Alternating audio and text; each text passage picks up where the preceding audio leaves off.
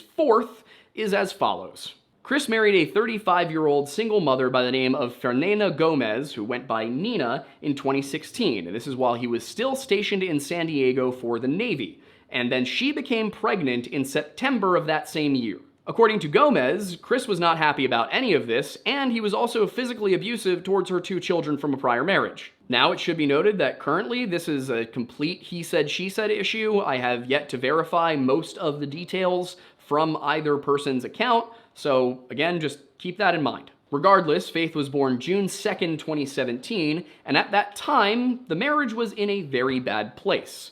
Chris was living in San Diego, but Nina, because during the pregnancy their marriage had broken down a little bit, had moved back in with her parents in Albuquerque, New Mexico. She had lived in New Mexico when she and Chris first began speaking. They met through a dating app, and when they got married, she moved out to California to live in naval housing with him. And it might occur to those of you who are familiar with military housing, and I checked this with one of our Discord members who just got out of the Navy, when you're married in the Navy, you get better housing and benefits. So without making any concrete accusations, I do have to wonder if it's possible that Chris married Nina Gomez and the 3 women before her solely for the benefits. This could explain why he went from marriage to marriage, why he married a woman he only met on a few occasions, and why he was upset when she got pregnant. It could also explain why he wasn't just upset about the pregnancy, but allegedly insisted that Nina terminate. If he was just marrying her for the benefits, he wouldn't want the strings that come with having a child. And again, I'll get into more of my reasoning on this one in part 3, but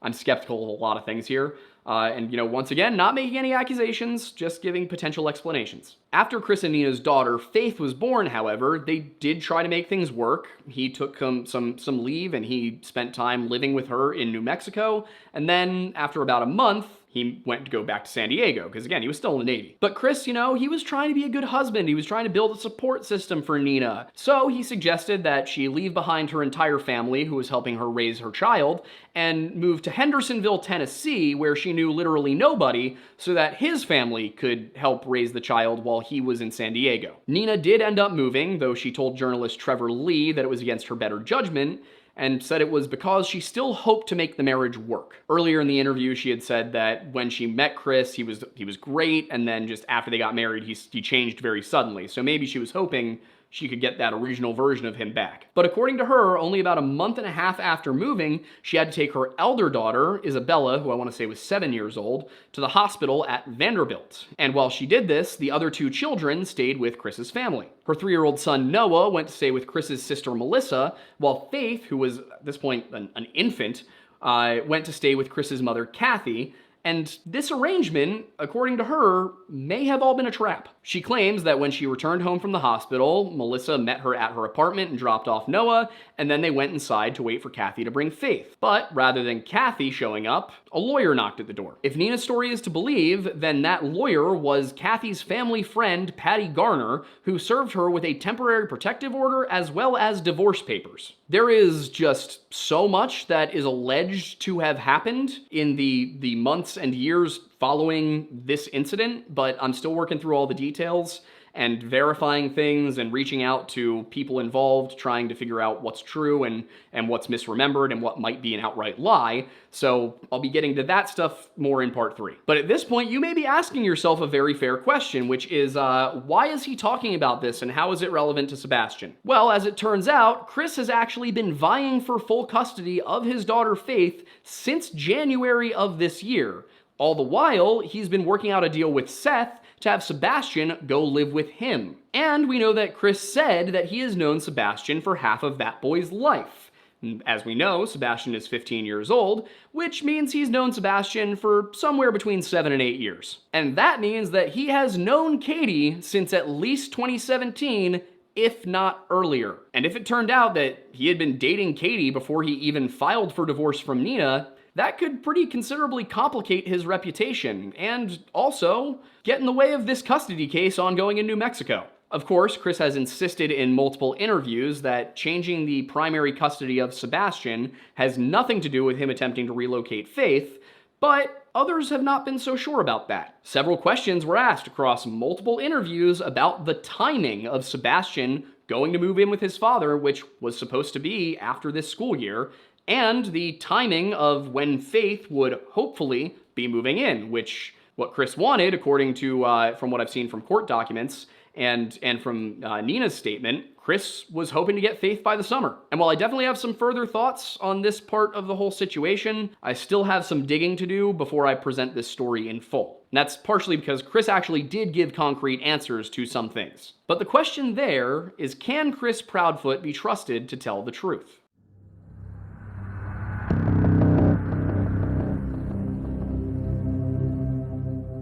If the question is, can you trust Chris Proudfoot, then the answer is a resounding no. And I say that because, and I will admit that I buried the lead here, Chris Proudfoot didn't even tell the truth about whether or not he'd taken a lie detector test. On a full 3 occasions during the March 17th interview, Chris said or implied that he had taken and passed a polygraph. Now, of course, polygraphs are not admissible in court. They are more for investigative purposes, for ruling suspects in and out, and even then they shouldn't be used in isolation.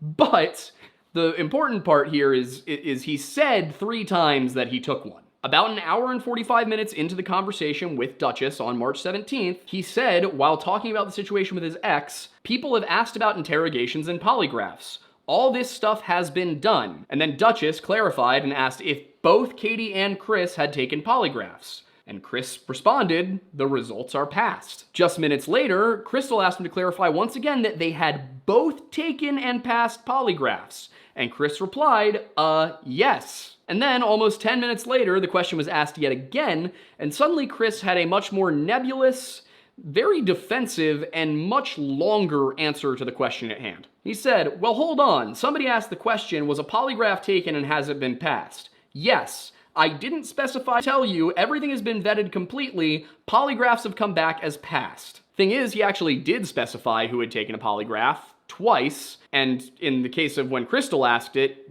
pretty definitively. She asked, have you both? He said yes. He probably should have stopped there, but he didn't, adding, so I'm confused as in why they're all wondering if myself, my wife, and the biological father took one, when a law enforcement agency has come out and told everybody, even in the TBI news link, if you guys hadn't read that, please go out and read that. That's got a lot of great information in it, especially it's probably the most up-to-date information. But they will even tell you at this point in time, they have no reason to speculate foul play or anything on the parents. Everybody's been extremely cooperative of anything and everything they've asked of us. Now the problem is that the TBI website that he referenced didn't say that. The most recent update to that website as of the date of this interview had been posted on March 17th. And while it did say that the family had remained cooperative, it absolutely did not say that they were cleared. I also think it's important to point out the difference between everybody's been extremely cooperative and the family has remained cooperative. Those have different connotations. But what the TBI report actually said in regards to, whether or not foul play was an issue was, at this stage in the investigation, there are few clues to indicate what happened to Sebastian or where he may be. There is not proof at this time that there is a criminal element involved in his disappearance.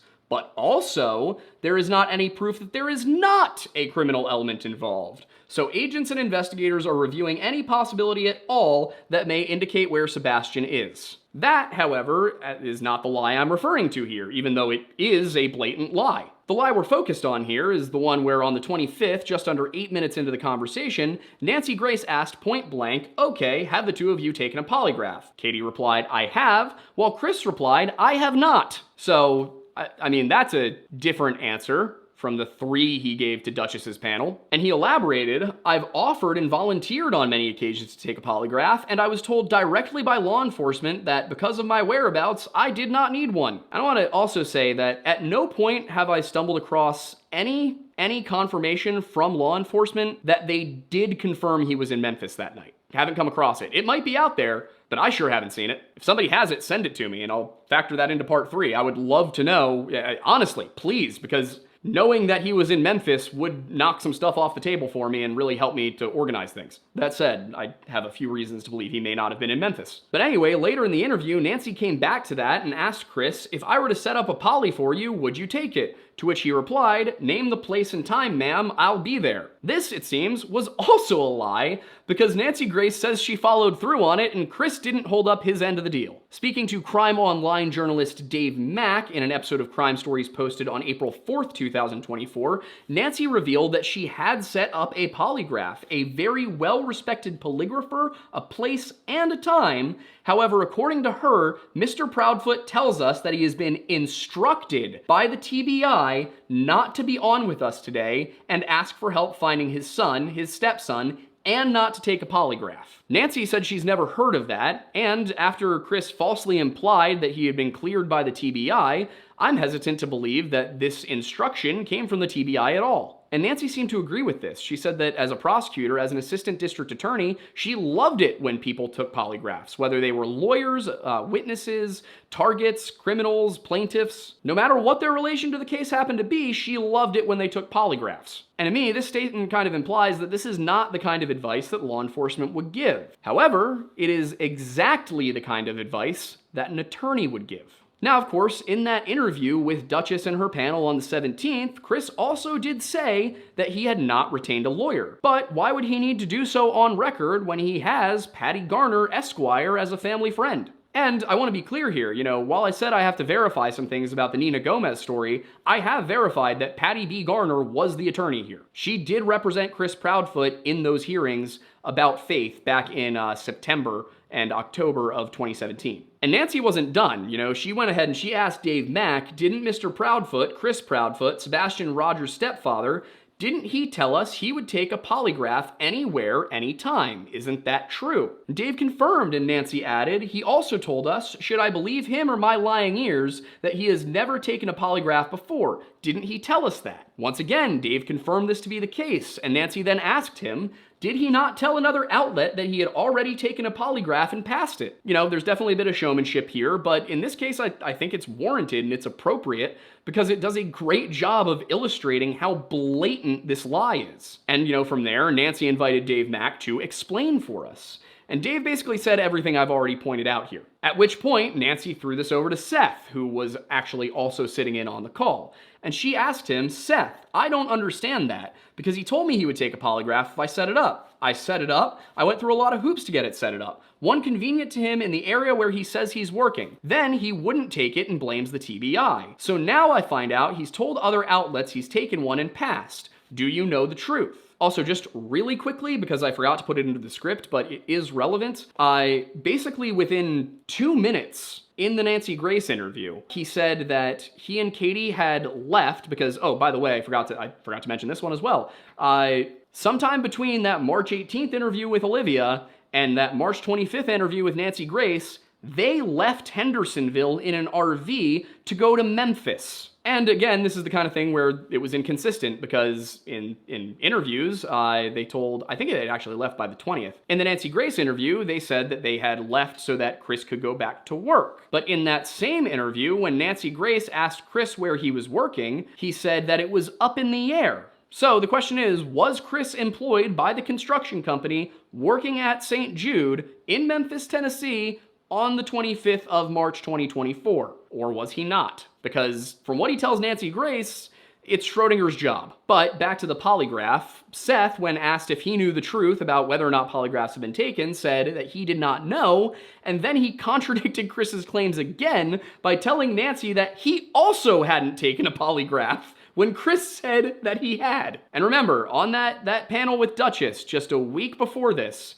he said that all three of them, he initially said that all three of them had taken and passed a polygraph. And then he said, he and Katie definitely had. And then there was that weird kind of cagey response where he said that the TBI had cleared him rather than just straightforwardly answering the question. Which, honestly, the fact that rather than say yes or no to the question of whether or not he'd taken a polygraph, he went and obfuscated it and then goes on to say, oh, and also, just so you guys all know, the TBI says that we're all cleared. You really don't need to be asking these questions. That just comes across as so incredibly defensive to me. I would be considerably less suspicious of Chris Proudfoot if he had simply said, no, I have not yet taken a polygraph. In any case, Seth elaborated on why he had not taken one yet, and he said because they have my location and whereabouts, but I still volunteered, and if somebody wants me to take one, that's something on my own free will. But he also said that at no point had the TBI instructed or advised him not to take a polygraph.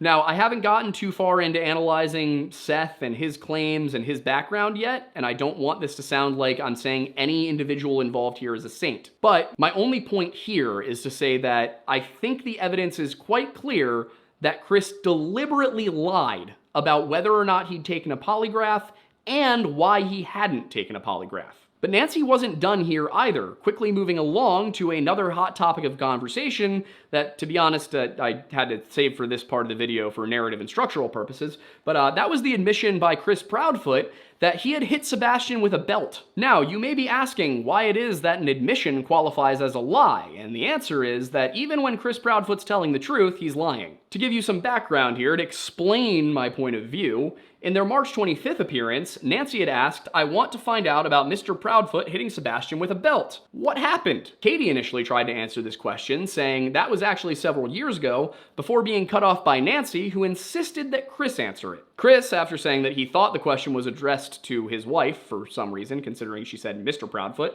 said Sebastian had gotten in trouble. He got caught lying. And I asked him, I said, "Hey, you know, you've got to have a punishment for this." He says, "Yes, sir." And I said, "Okay." So I gave him a swat with a belt on his buttocks on the outside of his clothes. One swat. Nancy had asked him if this was the first time that he had ever hit Sebastian with a belt, and Chris responded, "Yes, ma'am, the one and only time." Now, you can probably guess where this is going at this point. Nancy asked when this occurred, and she was told, "Years ago, ma'am," but that wasn't enough. She pressed him. She said, "How many years ago? 1, 3, 10? And the question that was given was at least 3. And then finally, she had asked how all of this turned into a CPS complaint, and Chris said it didn't turn into a CPS complaint. And this, of course, is also a lie. And in the episode, Nancy had played those sequences from her earlier interview. So leaving those flashbacks behind, Nancy returned to the present, saying, "But didn't it? I've got a lot of things I need to dissect very quickly. Dave Mack, you and I have been scouring the internet and speaking to various witnesses. Mr. Proudfoot tells me to my face that he hit Sebastian with a belt. This is an autistic boy. An autistic boy." She paused, and I'm pretty sure in this same interview she said that no child should be hit with a belt, that was wrong, but it's even more wrong to hit an autistic child, and she said that there was actually a specialist she had on hand in the studio that day to talk about this, and I'll be getting to that aspect in part 3 as well. I know this might seem really arbitrary, but I promise it will make sense in a week. But anyway, after, mentioning that bit about the specialist and wanting to talk about how autism and corporal punishment might not vibe well, she said, "Help me, Dave. I'm hearing that it happened years ago. In both those quotes where you heard Chris Proudfoot speaking, he said several years ago. Then he says, when I press him on that, he says at least 3 years ago. However, he stated a different scenario to a different person. Explain, Dave Mack." And Dave told her he did a YouTube interview, and in that interview, he described the actual belt whack. And in your interview, he said that the belt whack did not lead to a CPS call. However, in his other interview, and before Dave could finish, Nancy interrupted, asking him to give her Sebastian's age at the time of the beating in question, and reminding the audience that Chris said 3 years ago. And Dave caught on real quick here and said, he said in another interview that the 15-year-old boy was upset. He was in trouble. He said he's 15 and he's in trouble. He was describing why Sebastian was mad about the punishment, the whack, and he said, 15-year-old boy, punishment. Now, that's not 3 years ago, that's within the last 12 months. And as noted by Dave seconds later, Katie had agreed with Chris that the beating was, in fact, at least 3 years ago. And then Seth chimed in with something that added a whole new level of importance to this aspect of the story. The fact that Sebastian had only turned 15 on December 7th, 2023. And considering that in the March 25th interview, Chris had told Nancy Grace that he had not been home since the first weekend of February, that means that this belt whacking incident happened sometime between December 7th and the end of January. You see, Dave Mack had drilled down and came to the exact same conclusion that I did. Chris Proudfoot told 2 distinctly different stories about beating Sebastian with a belt and lied about how many times CPS was involved. As Dave said, Chris told Nancy that he had hit Sebastian with a belt exactly once, 3 years ago, and that there was no CPS called. However, speaking to Smiley Stories World, Chris had said that after the incident which occurred when Sebastian was 15, a CPS agent had come to their door while they were sitting down for dinner that night. And after listening to the story he told there, I tried to write out a summary format of it, but I feel like I just need to read you what he said and go piece by piece. Sebastian went to school one day because we were at the house, he got in trouble, he didn't have a belt on. I was like, where's your belt? And got it, and whack, kind of got him.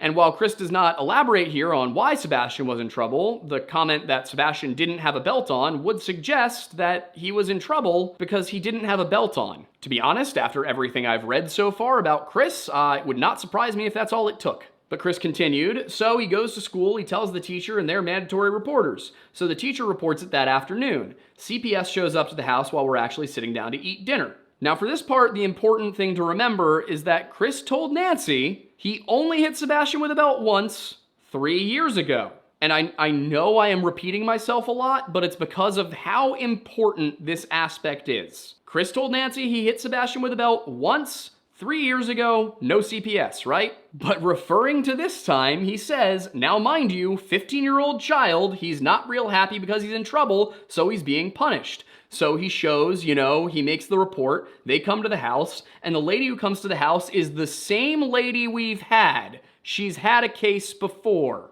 So not only did Chris lie about having used a belt, having admitted to using the belt on both occasions, but he also lied about how many times a CPS agent was called. And he said now the case that was before was something that didn't even happen, and it's like 3 stories that was shoved into one. When they finally got it debunked, they were like, oh, he got it so mixed up in telling one story, it mixed into all 3 and it caused a commotion. The fact that there was no effort made to clarify what the stories were, explain what the truth was, just, no, it didn't actually happen, and you should believe me, does not make me want to believe him. When I think about what Chris has said, the fact that he said that the time before, when Sebastian was 12, he hit him with a belt exactly once, and as we now know, that was a lie, and the fact that he now says that there were 3 stories shoved into one the previous time, makes me think that, in reality, the previous time wasn't just the one time he hit him with a belt. It was probably 3 separate times. And again, using his own words here. But he continues, well, they canceled that out, so the one on me, she shows up, and I say, hey, how you doing? It's her again. And initially, I didn't even catch this part, but Chris says, so the one on me, which could imply that those 3 stories Sebastian told the first time, maybe Chris wasn't the one responsible for all of them. And then the question is, who was? If we're going based on what Chris and Katie said in all of these interviews, which is that Chris really doesn't interact with many adults aside from them, it could really only be Katie. Or potentially another member of the Proudfoot family. But he says, she's like, oh, hey, she's hey, I'm already don't. She's like, don't tell me anything, but I'm gonna tell you what I know happened. And I said, okay. She goes, boom, boom, boom. She told me exactly what happened. I said, yes, ma'am. She goes, oh my God. I say, yes, ma'am. It may be because I was writing this segment at 5 a.m., but none of that makes any sense and just sounds like nonsense he was coming up with on the spot so that he didn't have to explain what actually went down. You might be able to sense the irritation and anger within me as I go through this. It's there. And, either way, whether that was nonsense or not, I don't like the rest of what he said at all. Because he goes on to say, this is how it's been. Sebastian thought by telling on me, making it sound like I was so horrible that I was going to get in trouble over something stupid. It was like, no, Sebastian, you got punished, man. And I want to, again, Chris did not elaborate on why Sebastian was being punished. And, is this just him not telling us why Sebastian was being punished? Was Sebastian being punished for not wearing a belt? Did Sebastian know why he was being punished? I mean, considering Sebastian's autistic, he's gonna need to know why. This is not, the kind of thing where he would be pretending not to know. If he's saying, I don't know why I'm being punished, he's probably telling the truth. So, if he didn't tell the kid why he was being punished, that's a whole new level of abuse considering the autism. And he continued, you got punished, and he was like, but, and I was like, you got punished. And the lady took him outside, she goes, Sebastian, just because you get in trouble and you get punished, you need to understand when you go and say things about people, and you lie and you fabricate things, and you make it sound worse than what it is, sir, you can get in trouble for that. So we had that happen, and that lady was like, I am so sorry. I said, no, he's just a child. He's upset is what it is. I'm okay with it. He set that back down the dinner table and was like, see, eat your food, and we went back, and everything's been fine. So, just the picture of temperance from a man who beats his autistic son with a belt and doesn't explain why. I mean, if we're being real here, because, again, there's no question about whether or not Sebastian was hit with a belt by his stepfather. So, if we're being real here, Chris could have absolutely nothing to do with Sebastian's disappearance, and he would still be a massive piece of shit. And I do have to wonder if these interviews and these records were presented to the New Mexico family court handling his child custody case. What court would give this man custody of a child? You know, I wonder if that's made it there yet. And then there is the final indisputable lie told by Chris Proudfoot, which he has gone to as a refrain over and over again.